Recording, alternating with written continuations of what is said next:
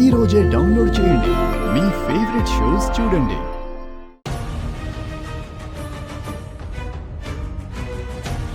అమ్మవారి ముందు ఇద్దరూ పూజ చేసుకోవడం అయిపోయింది కాబట్టి ఇక నేను అందరి దగ్గరికి వెళ్ళి అవనిని వేదవతి వాళ్ళు ఏ విధంగా ట్రీట్ చేస్తున్నారో చెప్పేసి అందరి సమ్మతంతో తాళి కట్టేస్తాను.